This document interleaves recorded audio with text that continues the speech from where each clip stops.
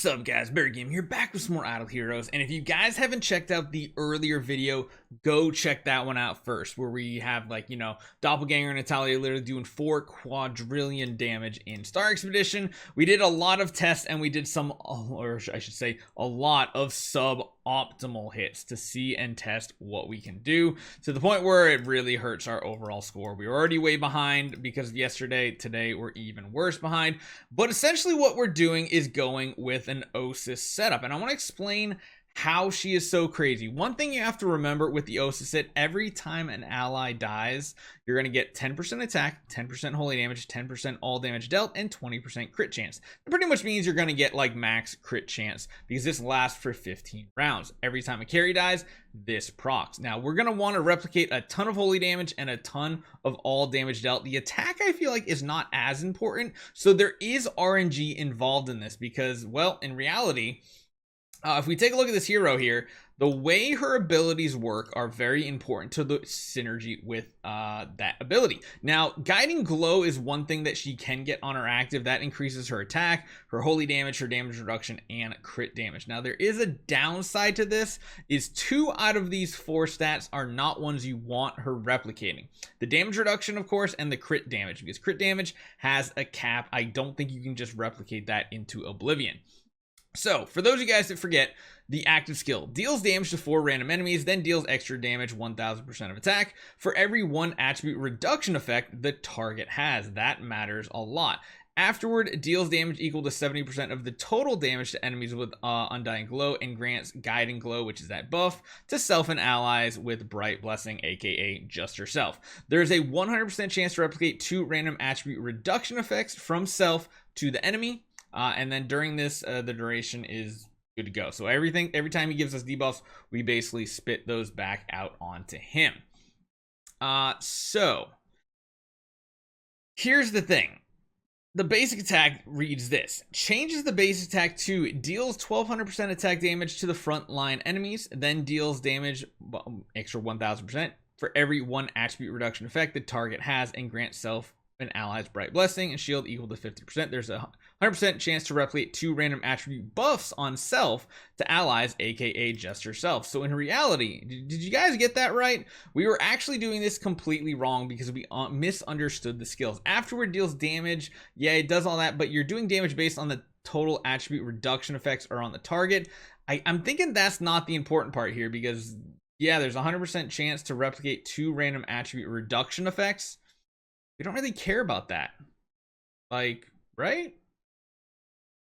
Because over here, even Bright Blessing, like when an ally with Bright Blessing killed, it transfers over.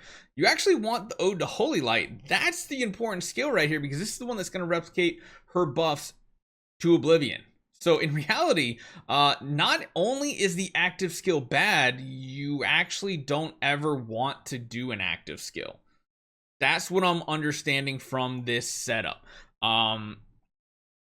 So I think we were building this completely wrong. Going for mirrors and everything like that is actually a big no-no. And then of course at the beginning of each battle, or when self is enemy high attack, this is kind of like more survivability stuff, all that fun stuff like that. Again, some of these things are better than others. You're also, with the base attack, lowering the armor and the block chance, which I guess the lower block chance is a really good thing.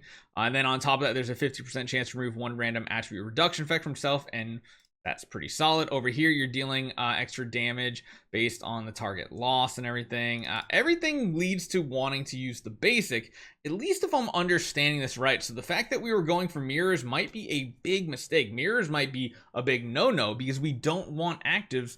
We want basic attacks every single round. Then over here, when a self or an ally with Bright Blessing is under a base attack or takes damage, she does that counterattack, which is very nice. Reduces the attacker's crit chance. That's okay. That's another debuff. When self or an ally with Bright Blessing launches basic attacks, there's a 100% chance to replicate 2 random attribute effects from the target on the front line. So this is, again, the enemy debuffs we're essentially doing. We don't really care too much about that one, I don't think, because that's just additional hits potentially. And then over here, when self or a target with Bright Blessing is under attack or takes damage from an active skill, additionally reduces their attack. That's like good survivability, but we don't really care about that. And then all enemies will receive the replicated attribute buff. Doesn't matter. Seems like the bread and butter is the basic skill. So what I'm leading to understand from this type of thing, even if you were to get an SSS, whatever, I don't think it would actually help because you can't get fear immunity. And if we come over to the boss, really, like, the thing that we want to make sure we're doing is getting a basic attack off every single round. Because I think what they apply, yeah, they imply silence and fear, not horrify. So in reality, getting like an S tier hero, I don't think would make that much of a difference because, and you probably don't care as much about control immunity. This is interesting. I don't know how, this is really, really interesting because again, everything that we're replicating on our hero, it has nothing to do with her active. If we're just understanding this correctly, and we'll push further on this tomorrow, everything that we're basically getting is coming from this bonus. We're replicating all those buffs. So number one, we need the carries dying every single round, which doesn't seem to be a problem. Maybe what I'll do is make V3 carries and see if they still die. And the other big mistake that we made here was that I actually don't want to be feeding energy on this cheese team. I want to get rid of this. The mirror is actually not good for us in this situation. Still need to run control purify though, because of course the way it works.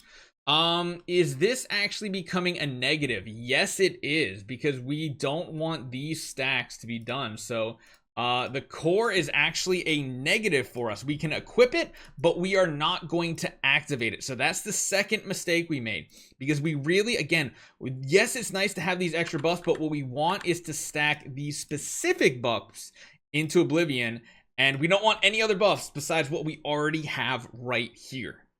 That makes sense? So essentially what it comes down to, this is the anti-meta hero, where it's like you do the opposite of what you normally do in the meta. You don't want active skills, you only want basic attacks, because yeah, it's just something you kind of glaze over when you're learning a hero. You kind of think, oh yeah, they do the same thing, until you really get down to the nitty gritty and you're like, oh no, this is actually really bad, because we don't really care. There's a 100% chance to replicate 2 random attribute reduction effects from self to the enemies, but nothing in here talks about replicating buffs. It's only on the basic attack. And yeah, you don't want to get, you don't want to use actives, because actives dilute your pool. Again, there's another thing that's bad. The core, we're turning the core off because that's more buffs that we don't want to replicate. We don't want to replicate these. We also don't want to replicate these. We only want to replicate the Osis ones of all damage dealt, holy damage, attack. That's amazing. Let me know what you guys think. We'll do some more optimal testing tonight, and hopefully it goes really well. Let me know what you guys think. Let's try to get that attribute buff to like 4,000, and I'll see you guys next time.